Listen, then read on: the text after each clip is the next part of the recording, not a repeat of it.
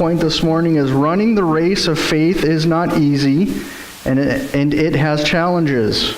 It is a marathon and not a sprint. We receive encouragement from Jesus to run our race. Discipline is one of the most beneficial aspects of faith. It helps us to be well-rounded and healthy people. Don't be afraid to undergo God's discipline. Amen? Do we all like that this morning? Nobody likes discipline, right? Just ask Ezra. He doesn't like being told that he can't eat a candy bar right before dinner. That's discipline. He doesn't like it when he gets to sit in timeout or when he gets his hiney paddled for misbehaving. That's discipline. Nobody likes to go through it, but it helps us. Have you ever seen those children that have grown up with no discipline, no structure, no boundaries, no rules? Somebody's never told them no before? They're not very well-rounded people, and there's a ton of psychological evidence that shows that children who grow up in a non-structured, non-disciplined home end up having major challenges in life. Because when you enter the real world, when you join the workforce, enter the military, participate in society, there are rules and standards that everybody has to follow along, and if you're not able to do it, your life is going to be hard. It's no different in your Christian faith, in your walk with Jesus. There is discipline that you must undergo and partake in. One of the biggest calls of Jesus is that you deny yourself, take up your cross, and follow Jesus. That's discipline. That entails me not doing what I want to do in my heart, but doing what God has said, because His way is always the best. Why isn't that we can't be adulterers and philanderers and just follow along with any kind of sin and lust of the flesh that we want to? Because that's not being a well-rounded person. Yeah. If you just follow along with whatever your flesh wants, you'll be a hedonist. And hedonists aren't very well-rounded people. They're narcissists. They're self-absorbed. They're egocentric. It's all about them. It's all about their pleasure. They cannot deny themselves. But that's discipline. Saying no to yourself, saying no to your flesh, enduring hardships. It's not easy saying no to that extra slice of cake. It's not easy saying no when somebody says you could make a quick few bucks if you do X, and most of the time it's illegal. It's not easy to say no, and that's discipline, and we must endure discipline with the heart knowing that there's a better reward when we're faithful at the end of it all. The author of the book of Hebrews says this, therefore, chapter 12, verse 1, therefore, since we are surrounded by such a great cloud of witnesses, let us throw off everything that hinders and the sin that so easily entangles, and let us run with perseverance the race marked out for us. Let us fix our eyes on Jesus, the author and perfecter of our faith, who for the joy set before him endured the cross, scorning its shame, and sat down at the right hand of the throne of God. Consider him who endured such opposition from sinful men, so that you will not grow weary and lose heart. In your struggle against sin, you have not yet resisted to the point of shedding your blood. And you have forgotten that word of encouragement that addresses you as sons. My son, do not make light of the Lord's discipline, and do not lose heart when he rebukes you. Because the Lord disciplines those he loves, and he punishes everyone he accepts as a son. Endure hardships as discipline. God is treating you as a son. For what son is not disciplined by his father? If you are not disciplined and everyone undergoes discipline, then you are illegitimate children and not true sons. Moreover, we have all had human fathers who disciplined us, and we respected them for it. how much more should we submit to the Father of our spirits and live? Our fathers disciplined us for a little while, and they thought best, but God disciplines us for our good, that we may share in His holiness. No discipline seems pleasant at the time, but painful. Later on, however, it produces a harvest of righteousness and peace for those who have been trained by it. Therefore, strengthen your feeble arms and weak knees. Make level paths for your feet, so the lame may not be disabled, but rather healed. That's quite the encouraging word this morning, isn't it? We endure the hardships of discipline from God because it creates in us a spirit of holiness, and when we do that, we become called children of God. We all want to be God's children. We all want to be acknowledged as His sons and daughters, as the ones whom He loves and cares for, and that requires discipline. I remember growing up in the 80s, there was a movement that was very prominent back then. Maybe some of you remember that time. It was called the Latchkey Kid era. Parents were so busy working and making a living for themselves that the kids, they would put house keys around their neck on lanyards, and they would come home, let themselves into the home. I was a latchkey kid. My mother was a small business owner. My dad was a factory worker. Many times after school, they weren't home to greet me. And so my brother and sister and I, we had keys tied around our necks that we lost more times than I can remember. But we always had to let ourselves in the house. And out of this movement, out of this latchkey kid movement, was this strange idea that when you discipline your children harshly, they turn out poorly later on. It was a big controversy. I'm sure many of you remember that. But the Bible tells us that when you spare the rod, you spoil the child, and the harsh discipline that comes from a loving father and a loving mother helps to nurture this child, whatever child it might be, and proper understanding of how you behave and cooperate in society. And today they've changed the rules on how you discipline your children. In many places, it's illegal to spank your kids. I don't want to get off into a big political tangent, other than to say this, that discipline is important not only for your physical children, but for God's spiritual children as well. Amen. When you're not disciplined, you're not loved. Because when a parent disciplines their children, it's a demonstration of the care they have for them. Because a child is easily malleable, trainable, and when children aren't pointed in the right direction, and whatever it might be, they end up going crazy, running amok, and having a horrible life when they're adults themselves. They've never been told no, they've never been corrected, they've never been chastised, they've never had any kind of positive encouragement or reinforcement in their life, and so they do whatever they want. And it's the same way for us as spiritual children of the Heavenly Father, that He loves us, so He disciplines us. He cares for us, so He pours Himself into us. He's a loving parent that's there, that's willing to give us guidance and instruction and direction and chastisement when it's needed.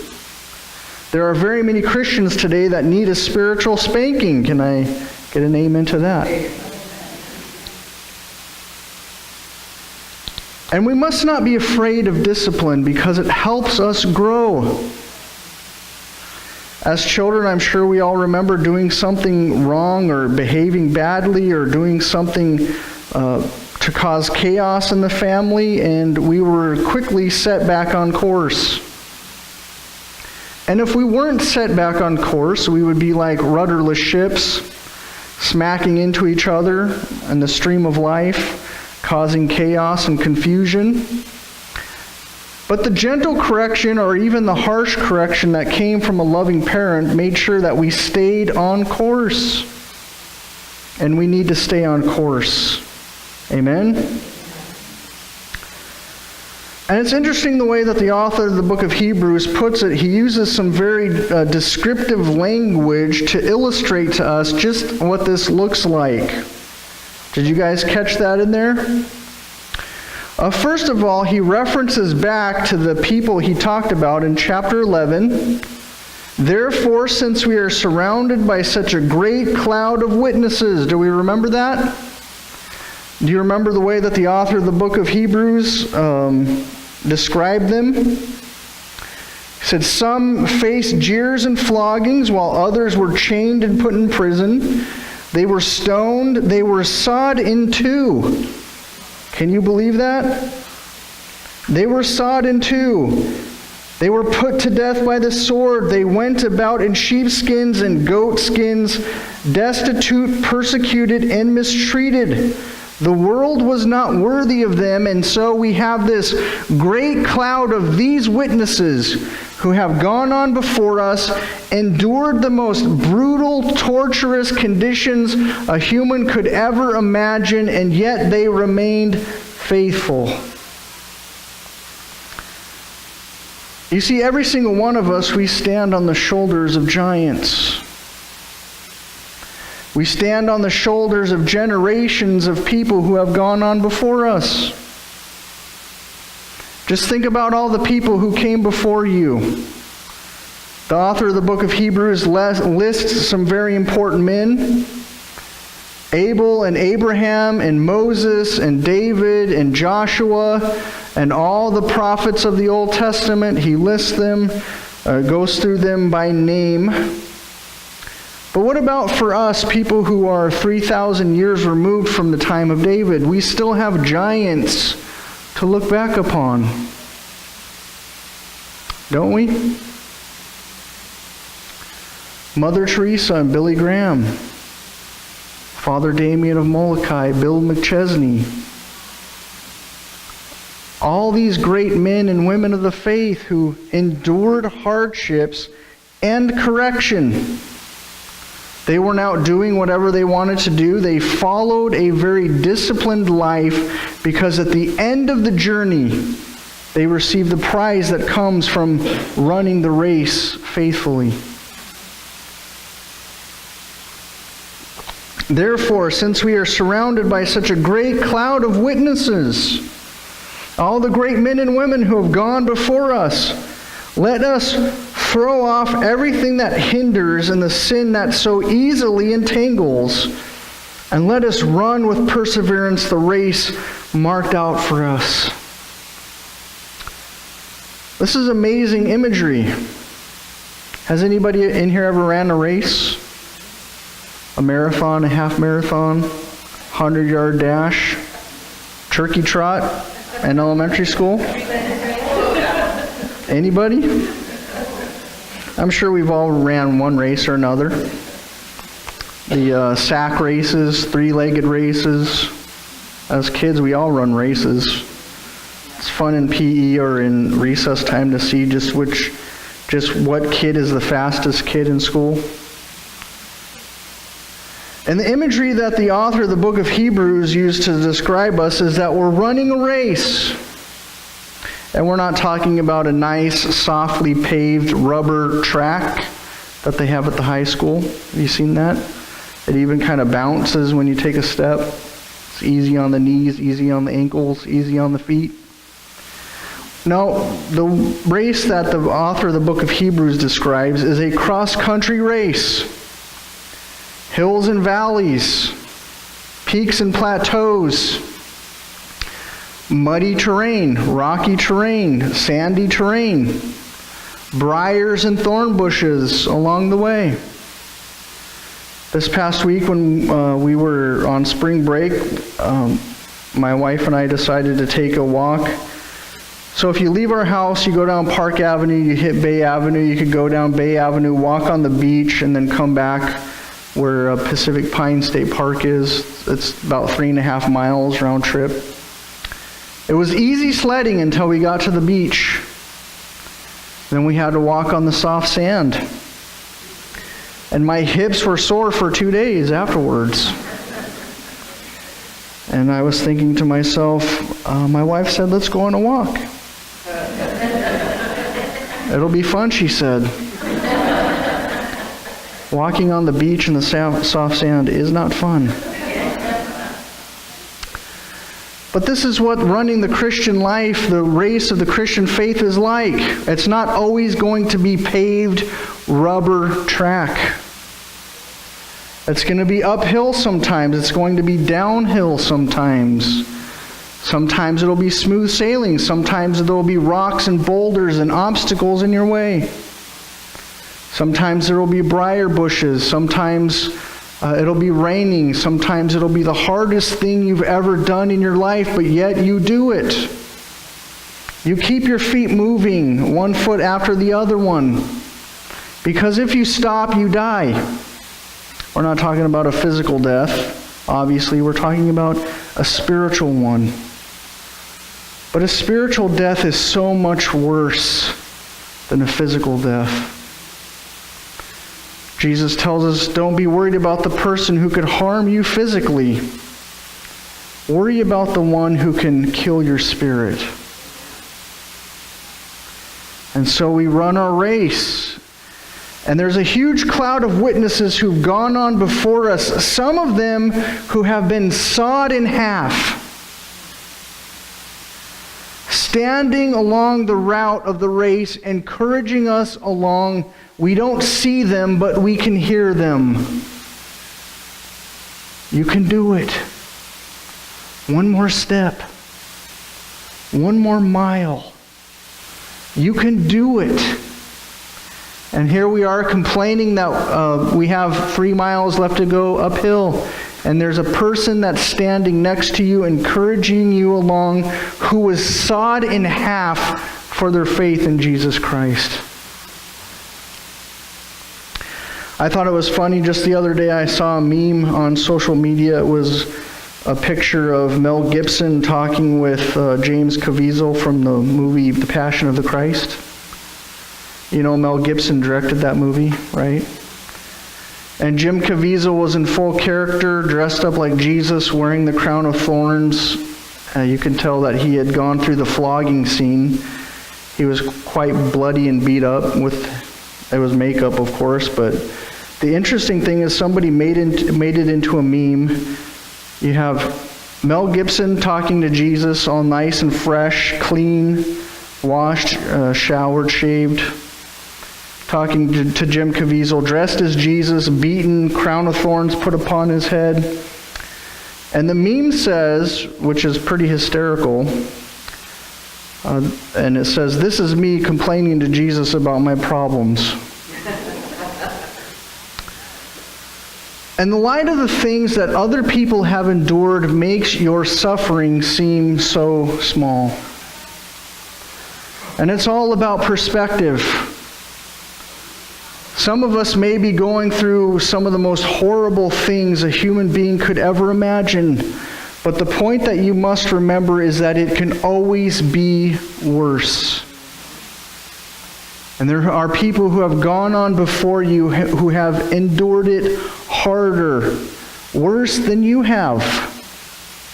And they kept the faith. Therefore, since we are surrounded by such a great cloud of witnesses, that we know who the witnesses are. Peter, who was crucified upside down for his faith. John, the beloved, who was boiled in oil for his faith. Stephen and Philip, who were stoned for their faith. Paul, who was beheaded for their faith. Ignatius of Antioch, who was fed to lions in the arena for his faith, have all gone on before us. This great cloud of witnesses standing on the side of our race, on the route of our race, encouraging us to go on. You can do it. I did it. It's not that hard. Let us throw off everything that hinders and the sin that so easily entangles. If I were to tell you, you're going to run a race next Saturday, it's going to be the famous half marathon they do when they run over the bridge. You're going to do that race. There's going to be a reward at the end. But in order for you to run that race, you must carry a 75-pound pack on your back. You would laugh at me and say, "No way. Not doing it." But the thing that we don't realize is that we do this to ourselves every day. We're running a race. It's not you're going to, you are. You're in the middle of it right now. Some of us are at the very beginning, some of us are in the home stretch, but we're all in a race right now. But some of us choose to do it with a 75-pound pack on our back. And that's sin and distraction. That's the entanglements and the entrapments of life. That's the spectacle and the pleasures and trying to make ourselves rich and trying to do all these things that distract us from running our race faithfully to Jesus Christ. And it's interesting the way the author of the book of Hebrews puts this. He says, "Let us throw off everything that hinders and the sin that so easily entangles us." The word entanglement there is a very interesting word in the Greek. It actually means a thicket of weeds and branches that encircles around us and entangles us. I remember growing up, my dad would always enter every spring, every April, into a sauger derby. A sauger is a kind of fish. It's very similar to a walleye.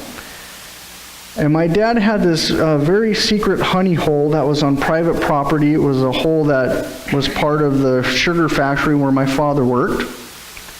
Nobody could fish it. It wasn't public land. It was private. You had to get special permission to fish there.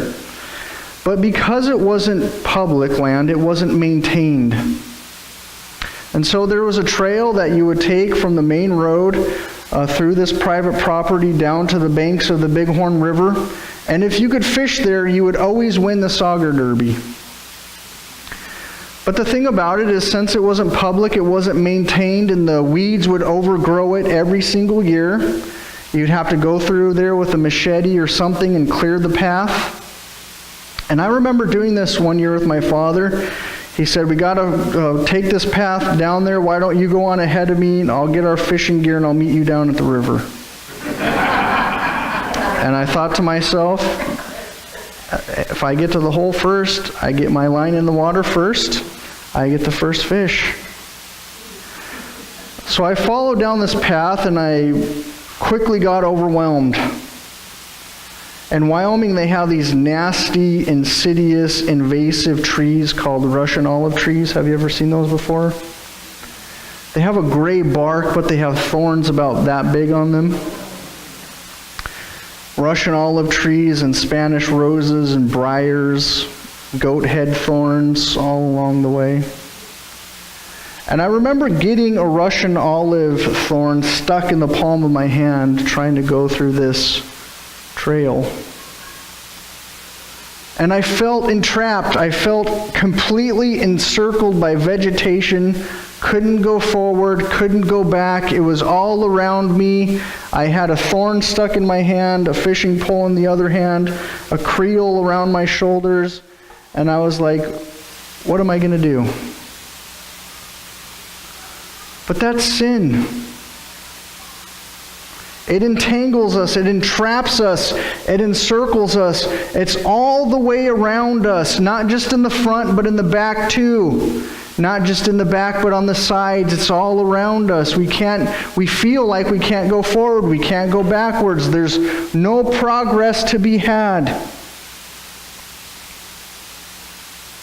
And when you go down into the thicket, you're going to get stuck. When you follow the wrong path down to your honey hole in the river, it's going to be hard.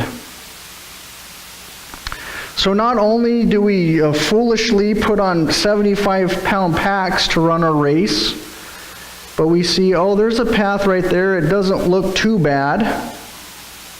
But when you get down in it, completely surrounded, completely entangled, you got vines wrapping around your legs, Russian olive tree branches stuck in your hands.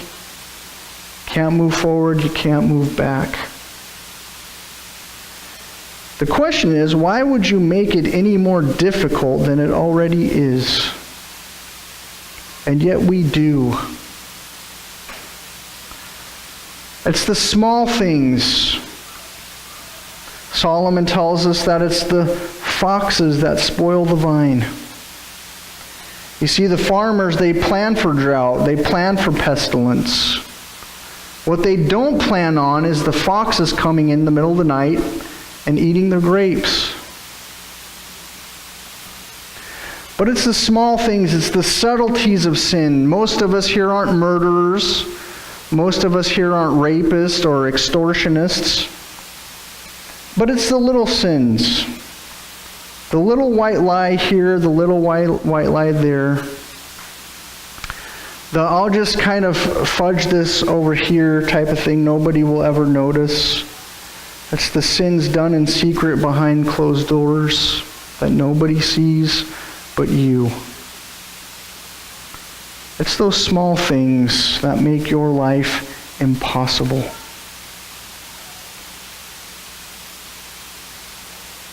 So this morning I want to encourage you to run your race and don't make it any harder than it already is. The encouragement from the author of the book of Hebrews is, let us throw off everything that hinders and the sin that so easily entangles, and let us run with perseverance the race marked out for us. You see, the race isn't a sprint, it's a marathon. You're not going to finish it in a week. It's going to take a long time. It's a race of endurance. It doesn't matter if you're the fastest runner. That's not what's important. It's the person who could run the longest that wins the race. Let us fix our eyes on Jesus, the author and the perfecter of our faith, who for the joy set before him endured the cross, scorning its shame, and sat down at the right hand of the throne of God. Consider him who endured such opposition from sinful men, so that you will not grow weary and lose heart.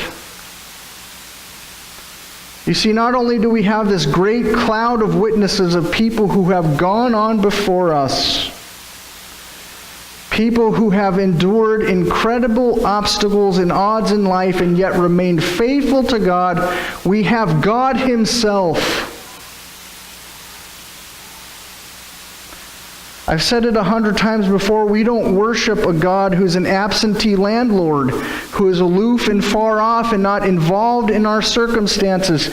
He participated in it with us. Let us fix our eyes on Jesus, the author and the perfecter of our faith, who for the joy set before him endured the cross. You see, nowadays in 21st century America, we have this very sanguine and happy idea of what the cross is like. For many people, it's lost the meaning of the ancient church. You see, for the ancient church, the cross wasn't necessarily a symbol of pride. For the early church, the cross was a symbol of shame and death. Even for Jesus to be hung on a cross was one of the most shameful and scornful things any human being could ever endure, not just in terms of the physical activity of it, but the mental anguish as well. When you were crucified on a cross, you were considered the most lowly human being you could imagine. Only slaves could be hung on a cross. If you were a Roman citizen, you were spared the torture. But here we have Jesus, the God of the universe, whom the Apostle Paul in Colossians says is the creator of all things. In him, through him, and for him were all things created, and here he is stretched out on a cross. Scandalous. Why would the God of creation subject himself to punishment on the cross? And it's become a symbol for us Christians that we endure our crosses too. But we can do it because Jesus did it too.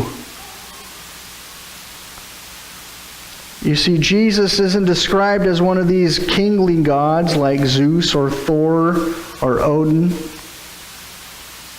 He's a God of the people. He's a God of the sufferers. And he isn't remote and far off, absentee landlord, doing his thing in heaven. He still bears the symbol of the cross on his body. Let us fix our eyes on Jesus, the author and perfecter of our faith, who for the joy, can you imagine that?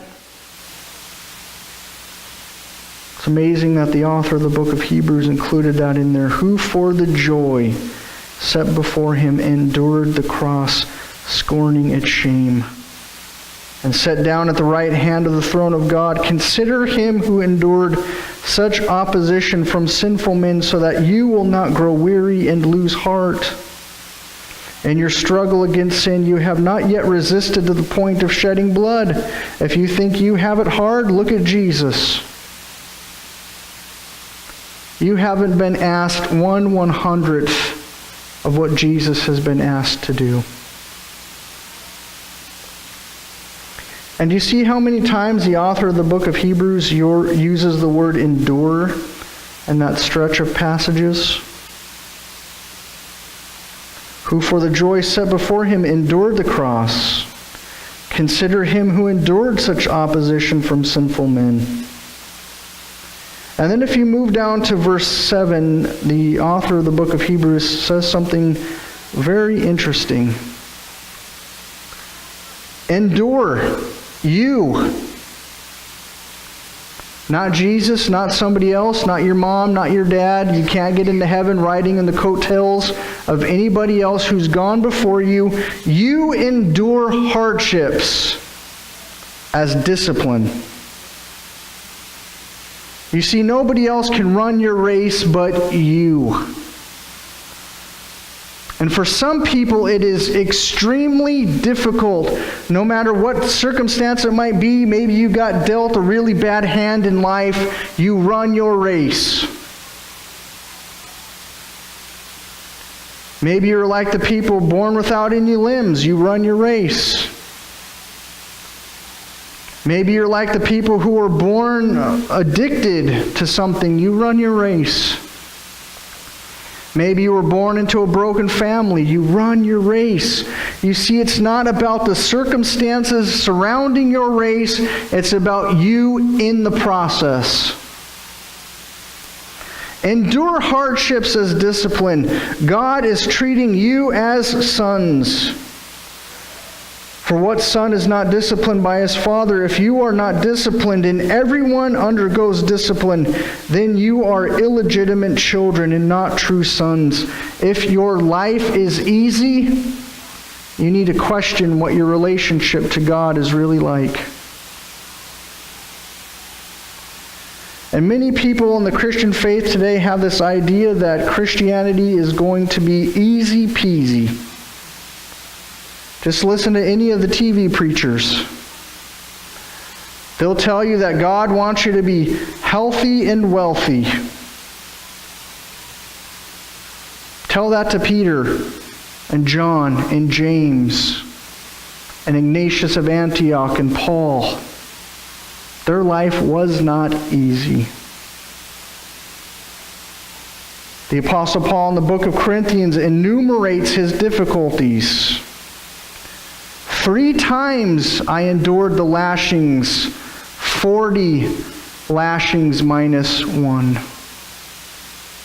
I was beaten with rods and stoned nearly to death. I was shipwrecked, left naked, tired, hungry, and cold. The Apostle Paul was put into prison more times than he would care to remember. His life wasn't easy. It wasn't prosperous. There was no wealth to be found in it. And when you have the perspective that Christianity is going to make your life easier, you're missing the point. All of Christian life is about enduring your cross. Remember Jesus' interaction with the rich young ruler? Jesus, what must I do to be your disciple? Go sell all you have, give it to the poor, take up your cross and follow me. What did the rich young ruler do? Did he go sell all of his possessions? No, he said, that's too hard, Jesus. I would rather have my stuff. Endure your race, no matter what comes in it. Maybe your life will be easy.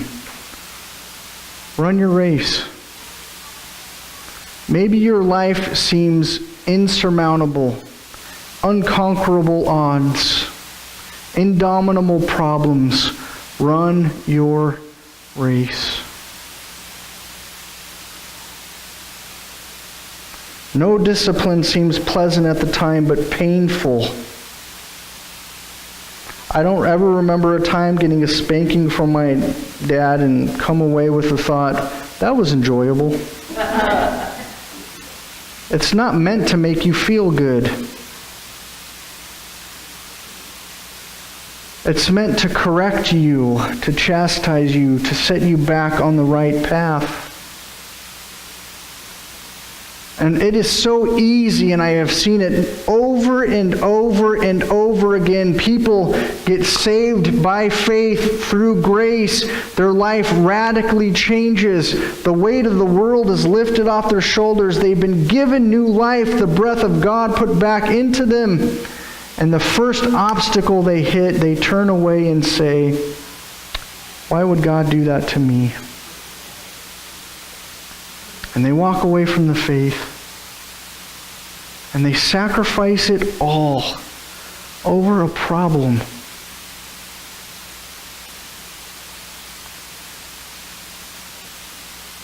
No discipline seems pleasant at the time, but painful. But here's the promise. Later on, not in an hour, not tomorrow, not in 2 years, not in a decade. Later on, however, it produces a harvest of righteousness and peace for those who have been trained by it. That's the great promise of God. It's going to be hard. It's going to hurt. But being a disciple of Jesus is costly because it cost God everything. We have this skewed idea that we just accept it, life gets easy. It's hard and it's going to hurt. And if your Christian faith and walk with Jesus hasn't cost you something, you're not doing it right. No discipline seems pleasant at the time, but painful. Later on, however, it produces a harvest of righteousness and peace for those who have been trained by it. And one of the greatest promises of Scripture is found in 2 Corinthians. This brief, light, momentary affliction is building for you an eternal weight of glory that far outweighs it all. Our final thought this morning is there are a great number of people who we can look to as examples of a life well lived, enduring hardships as discipline. They are cheering us along as we endure our race too. And when we cross that finish line, we run to Jesus, the author and finisher of our faith. We must realize that the race isn't easy. It will be painful. It will cost us. But Jesus has gone before us and made the race worth running. We endure such hardships because we are children of God, and children are disciplined when they are loved and cared for.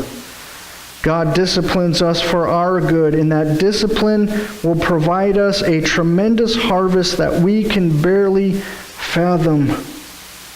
Suffering is the training ground for our maturity, and we cannot be afraid of enduring a race on a path marked with suffering.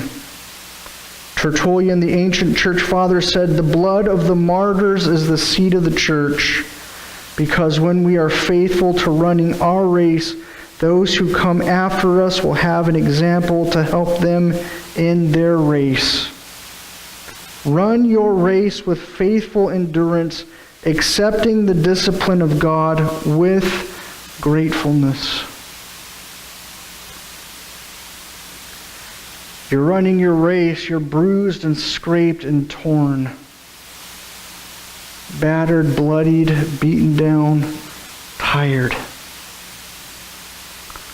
But when you cross that finish line, you run into the arms of Jesus, who looks you in the face and says, "Well done, good and faithful servant. Enter into your rest." Don't shortcut yourself. Don't cheapen the process. Run your race. Battered and beaten and tired, run it. And run into the arms of Jesus. It's the only way to do it. And oh, the reward that awaits you.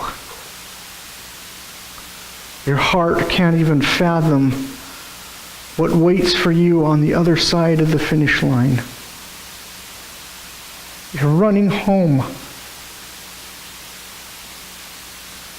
You're running home.